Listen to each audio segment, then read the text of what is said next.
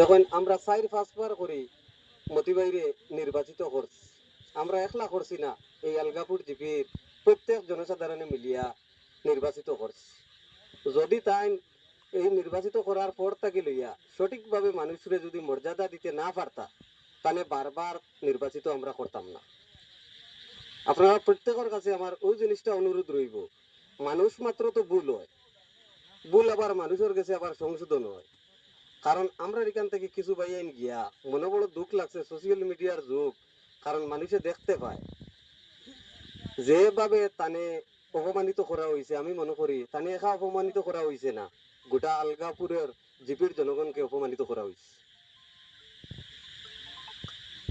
বর্তমানে আলগাপুর বাজার কমিটির লগে মতিবাই সাহেব প্লাস আমি আরো 18 জন সদস্য আছি।